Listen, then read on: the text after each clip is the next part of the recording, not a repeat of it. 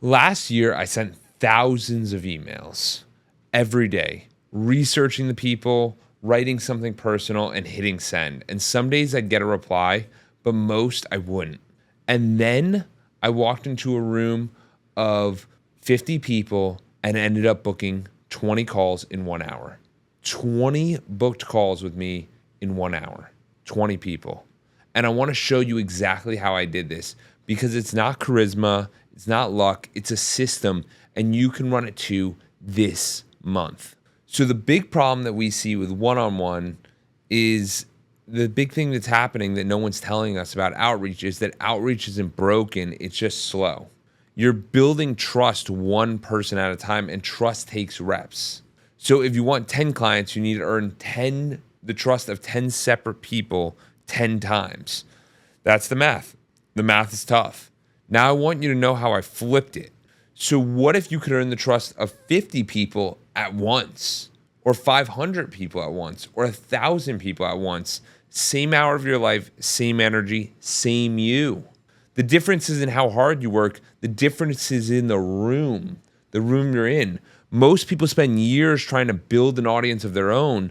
You don't need to build one. You need to borrow one. You need to provide value to someone. Somebody out there already has people in a room every month, on a call, in a group. Your job isn't to gather them. Your job is to get invited and provide value to them. So how do you get together a room? How do you actually get invited? That's the question you guys are probably all thinking. 3 things I want you to write down. 1 is you have to find the person who owns the room. Not the biggest audience, a recurring one. You want to find a room where there's 50 to 100 to 150 people showing up every single week on a weekly call, a monthly meeting, a mastermind, an agency team, somebody that already is doing the hard part, somebody that's already got them showing up. So you want to go through your phone right now, your podcast guests, your old clients, your LinkedIn, who runs something. And I promise you'll know 3 people running something if you're in the entrepreneurial space. You never thought of them that way. The second thing is you want to make an ask a favor, not a pitch. Meaning that when everyone does is they go, I want to sell to your people. No, that's not what you do. You don't say, can I present my program to your group? You think about it from the owner's perspective of how can I provide them value? What can I do that can be really valuable to them? I've been working on something that a lot of your people are struggling with. Do you want me to come in and teach it? No charge, no pitch, I'll just help. Now you're giving them something. So you made their meeting even better because you made them look good in front of their own people. That's the whole shift. It's not you taking their audience, you're improving their meetings. So whenever I do this with different organizations, what ended up happening with me is that I would connect with them through the podcast. When I did the podcast, then the next thing I would do is I would look to see how I can provide value. What topic can I touch on that they're not speaking about on a daily basis or thinking about? I presented to trading organizations. I presented to copywriting groups. I presented to insurance groups. I presented to many, many different groups. And you have to sit there and think about what's the value add I can provide to this organization. So when I did the African American CPAs of Tampa, I thought to myself, what could I touch on that would be very powerful for them? When I presented to US Health, I thought to myself, what values do they need? These are different types of people. One's got accountants, one's got business owners. They're slightly different. And you have to start to realize what you have to do to get in the room to actually make the difference. So once you're talking to the key decision maker, you want to make it the easiest yes you can for them. And then once they approve, then you start to provide your value. And that's where you show up. And the third part is you start to ask for the room, not the referral. You have people in the group that you ask them, hey, I know you guys, like, is there anything we can do here? If you enjoyed me, is there anything that you want to dive deeper? Because I want you to start to realize that all the emails I sent, all the things I did, the way to think about this is you have to figure out what is the best mechanism to connect with someone. What is the best way to do this? For me, it's always been spending time with different teams, providing them value, getting in the room, and that's where it all happens.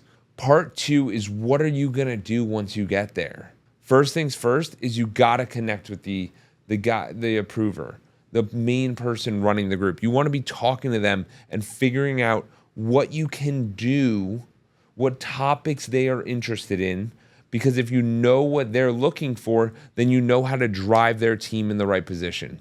Second, you want to make sure you highlight them. The person who gave you the place, you want to make sure you highlight them. And you want to make sure that they understand that this is an opportunity and you're giving your best to show it for them. And then the big third thing is you got to Tacoma people. So it's basically you got to hit them where the pain is. Because when they have a moment of pain, well, especially when it's virtual, there's a lot of different stuff going on. So it's like, how do I grab your attention? What do I need to do to grab the attention that you're thinking about, right? So even right now, you're sitting here, you're going, I don't know. Boom, grabbed your attention. How? Because I did something that you weren't expecting. I said something that really triggered you. And what will end up happening is they start to focus in, be engaged, and be there for the entire time. Me, for example, when I present, one of the biggest things I do is I always make sure to engage the audience.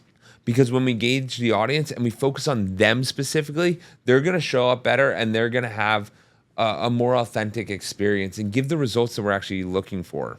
So I want you to realize that you can do this.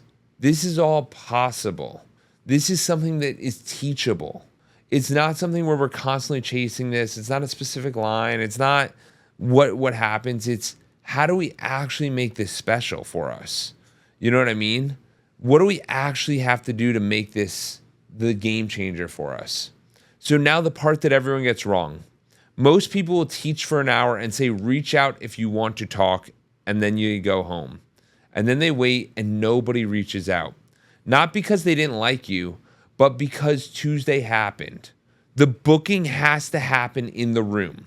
So when you're feeling it, while the laptop is still closed for them and they're engaged, don't pitch, offer. Offer something of value. Offer something that can land for them. And the best way that I've done this is through QR codes. So I hop on, I offer my QR code, and then I have the room where I give them the link in the chat. And what ends up happening is while I put that in there, I wait.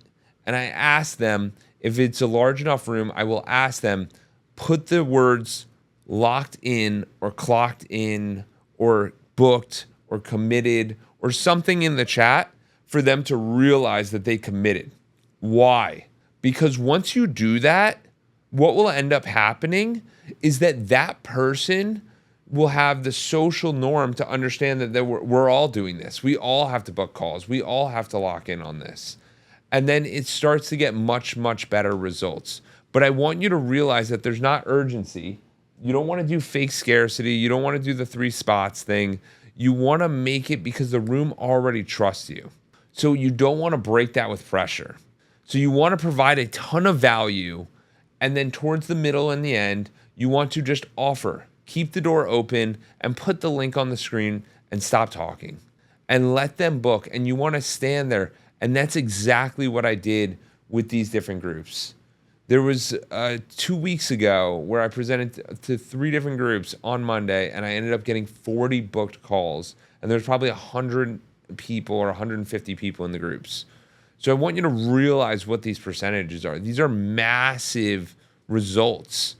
And you're not going to get these results going one-to-one. You have to go with the group speak dynamic. So what I want you guys to do, here's what your actual homework is. I want you to write down 5 people who run a reoccurring group. This could be a chapel, a pastor. This could be a mastermind. It doesn't matter how small. And I want you to ask them if you can go in and present. I want you to go in and teach for free the best hour that you've got. And then offer them an audit. And just stay quiet. Offer them what you think they might want. And just say, hey, I'm willing to dive a little bit deeper and see if I can help you. And the best part about this is that you just need one room. You just need one, and it can completely change your business forever. So I want you to think now, what presentation am I holding back on? What am I missing? Why am I not stepping into this authentic version of yourself? Why am I not able to borrow their trust? Why do I think that this is impossible? And if that's you, where you're really struggling with this concept, I ask you, take the risk, take the leap of faith, and go for it.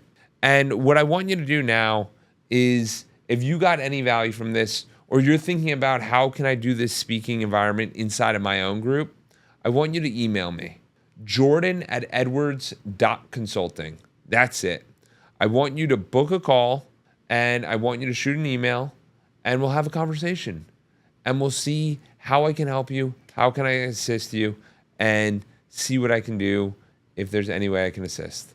So I want to say thank you, and I hope you have an incredible, incredible day. Thank you.